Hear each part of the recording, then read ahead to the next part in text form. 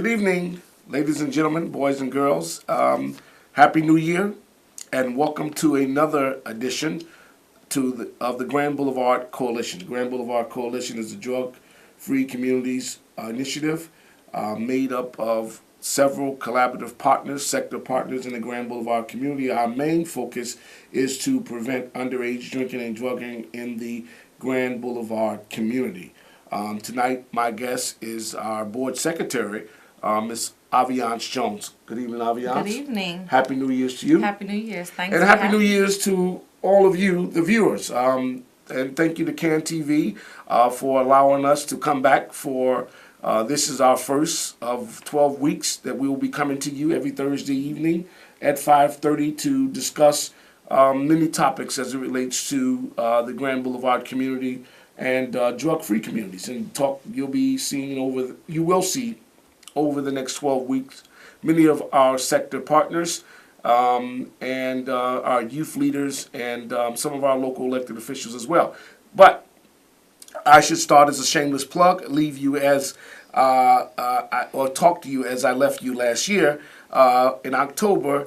My beloved Cubs were in the playoffs, and probably the most exciting thing of the 2016 year is that the Cubs won the World Series. So, yay, Cubs! You see, I got my championship scarf on. I didn't want to wear a jersey tonight. It's really cold outside, by the way. Really is. So, the sweater is what, but hey, I got my scarf, right? All right, so we're going to get right into our discussion tonight. But before we get started, let me just mention our sector partners. Our sector partners are Maurice Covetson of the Institute for Positive Living, Izetta Walton of Recovery 2000, Roxanne from the Green Light Movement, and I'm forgetting Roxanne's last name. Barnett. Thank you. I try to remember everything, right? Lori Rainwright at Greater Harvest Missionary Baptist Church is our religious sector partner. Our political and local government sector partner is the 3rd Ward Alderman Pat Dow, Krista Hamilton over at Centers for New Horizon, and our good brother, Mr. John Cook, was one of our business sector partners, and Mr. William Penn, who is also our parent sector leader and partner, and Vista member. And also I should mention, we also have our I was going to say our law enforcement partner would have been Miss Crystal King Smith, I believe, who is the commander of the 2nd Police District. And so there you have it. And if I'm missing anyone, I will bring them up, mention it later on in the show. So, Ms. Aviance Jones, Yes. as we look back on this new year, and we look at, I would say again, it's very painstaking to begin to talk about the level of violence that took place in our community. I believe there was over 4,300 and some odd shootings, 768 to 790 murders. 70% of them were striked at. 80% of them were African Americans, and 43%, according to the statistics, were young people.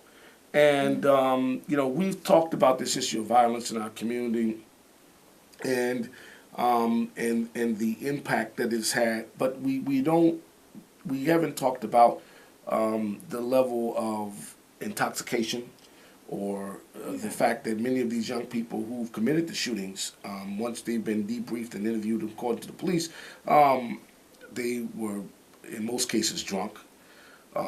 They had popped the molly, had smoking some loud or marijuana, however, laced with all kind of other drugs, and had went out and committed some of these heinous acts.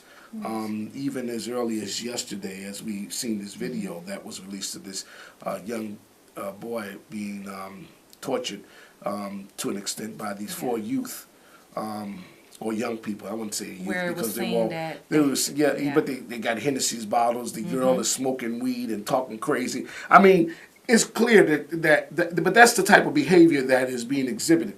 And so some of our conversation, or this whole media awareness or campaign to prevent The use of marijuana and drinking by young people, we're just doing our part. And I would say this, on the other side of this, it's almost one could believe how we have these kind of problems in our community. Here we're going to our second year without a state budget, so many of these young people don't have access to programs. They don't. We have the highest youth unemployment rate in the nation, right here in Illinois, right, and in Chicago. We have the highest black adult unemployment rate in Illinois. In fact, according to the Washington Post and the Illinois Economic Survey, I mean, they're saying that Illinois, in general, is the worst state for African Americans. So I'm not making any of this stuff up. This is all factual that you can go and research and look at. So it is almost conceivable how some of these young people are pushed into this criminal behavior and lifestyle. And don't get me talking about the black adults and who don't want to be adults and their irresponsibility. But we're going to stick to the point. So, Ms. Aviance, you certainly have a background in human services. So why don't you tell Yes, the I audience a do. little bit about yourself? Well, a little bit about myself. I have an associate's degree in criminal justice and a bachelor's and master's in social work. I currently work for HRDI, which is Human Resources Development Institute, and I work with mentally ill adults who have substance abuse issues that stem from childhood with traumas, PTSD, just different forms of the reason why they chose to use drugs. And then it stems into their adulthood. And along with Mr. Obedelli speaking about the violence in Chicago that's going on in Illinois, period, violence hit my family pretty hard on this week. Not to go into too many details, but we lost a young man at the age of 15 years old to gun violence, which he was standing out talking to a friend and was gunned down with a drive-by shooting. So, and he was a young man who was in school, getting good grades, and, you see it on the news and it doesn't hit you as hard until it really hits you in your family or someone that's close to you. So, we have to do something as a community, as a state, as city. We have to do something to alleviate this gun violence because we are losing valuable members of our society. Young people are the future, and if they're constantly getting gunned down, our future is looking very dim right now. So, I understand what you're saying. The drugs do bring in play a part in the violence that's going on right now. You get high on these mollies and marijuana and drinking, and your decision making skills are, they're limited. So, I really agree with you. No, thank you so much. And audience, this is a live call-in show, 312-738-1060, 312-738-1060. You are watching the Grand Boulevard Coalition. Yeah. I'm your host, Bomani Obedelli. My guest tonight is Ms. Aviance Richard, and we're talking about drug-free communities, but specifically we're touching on violence and the role that alcohol and drugs play in the mindsets or in the inner workings of these young people who are committing these heinous acts in our community. That's just part of it. And Aviance, I hear you, and certainly you have my sympathies and Thank condolences to you and your family for what you've experienced. But daily, this daily, today is the 5th of January. Yes. And there's 12 murders already in Chicago. Yes. I believe that your young relative was the youngest. Strike that was the 6th murder of this new year. So it is a sad situation. But we have a caller, so we're going to go to the caller, and then I'll come back to my point. Caller, you on the air. Yes, good evening, people. Evening. Good evening. I don't know if something's wrong with me or if I just have the wrong perspective, but in relation, speaking about the video that was posted on Facebook and the young man that was roughed up. I understand it's a bad thing. I'll agree to that. But hey, listen, we just had over 800 black and brown youth get murdered in the street last year, and there hasn't been nearly the hue and cry that has occurred over this young youth getting roughed up. But here's the kicker. This has been going on for 40 years in about 6 or 7 areas in Chicago. Now, are you trying to tell me that in 40 years they couldn't stop or get control of 6 or 7 areas in the city of Chicago?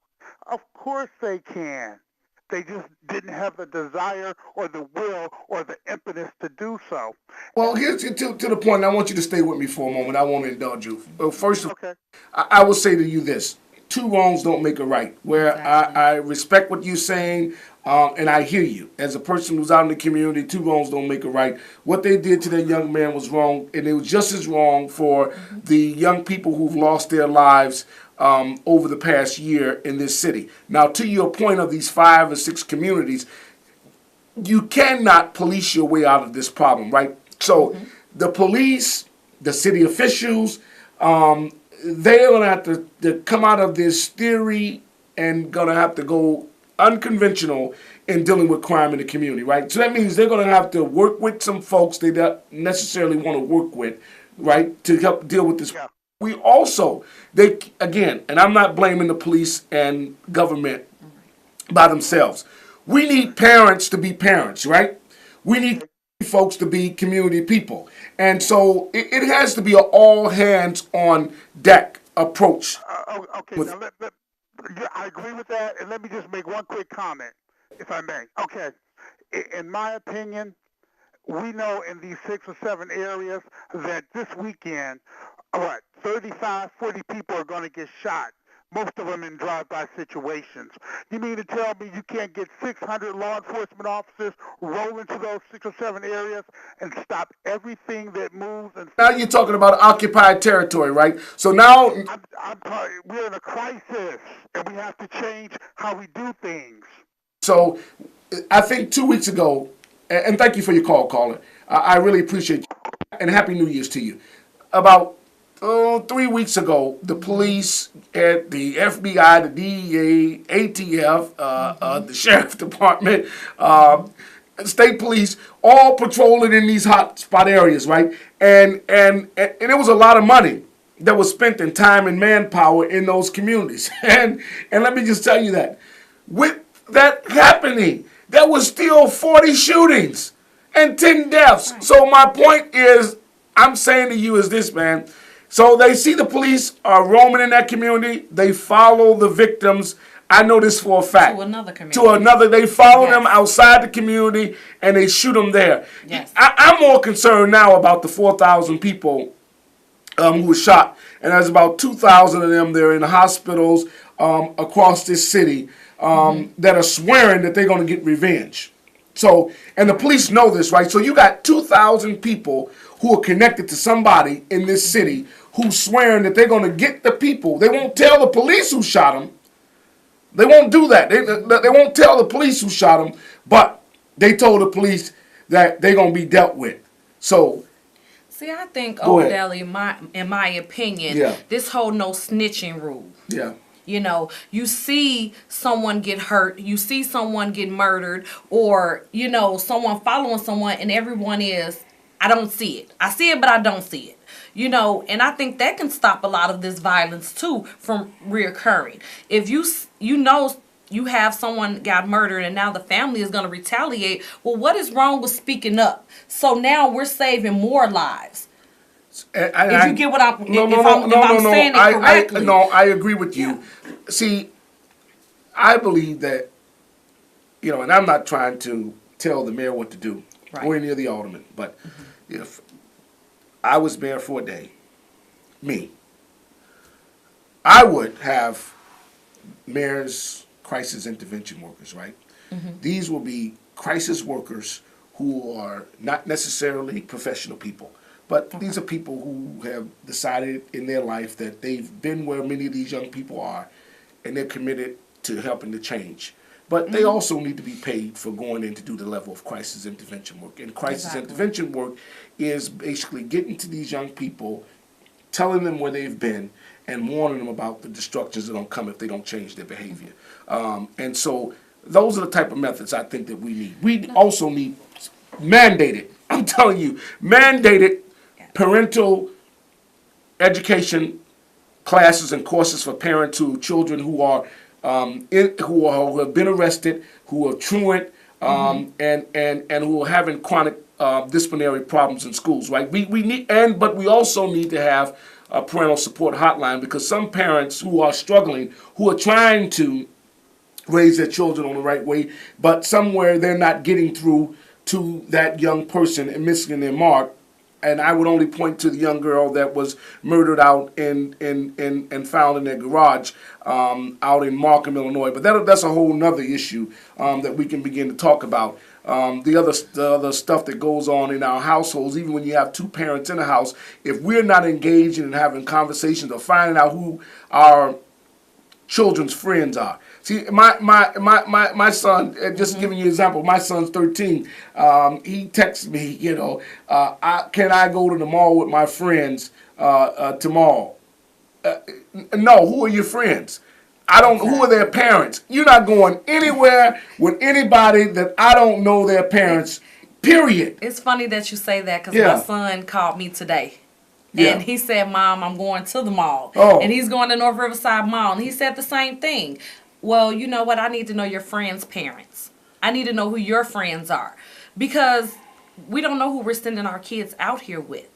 And your friends... And anything can happen. Your friends going to the store, steal something. You're going down with them, too. And that's another question, Harvey. What money, son? Because right. you don't have any unless I give it to you. Yeah, so absolutely not. You won't be going to any mall with your friends from grammar school. And shame on the parents, because again, listen, I'm not saying I'm father of the year. Right. There's just certain things that I don't allow, right? And even now, I almost don't want to spend a night at a relative's house.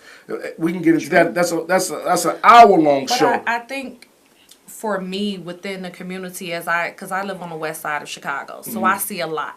And you're one of the 5 communities over there. Yes, on the west side. Austin community. Oh. So, if you've been looking at the news, you know what's going on in the Austin community. North Lawndale, yes. And I feel we need more role models within our community.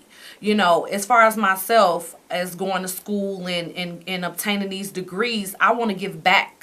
I want to give to the young ladies who are looking at me and saying, I can be in your position one day. Yeah. Just because where you're from does not mean that you have to be a victim of that neighborhood. Right. Okay? You can move farther, and that's what we're working with our peer advocates. And we have youth talk nights within the coalition, where we come out and we talk about these real issues, violence, drugs, different things. So I want to continue that, and I'm hoping that we continue these youth talks, so they can have a safe haven to come out and speak about the things that they maybe necessarily can't speak to their parents or other adults or even other youth in the community. So. No, you're absolutely correct, and I'm glad you brought up Aviance, the youth talks. I've attended a couple of them, and one was very informative with a group of young people who attend Phillips High School and schools in the surrounding area,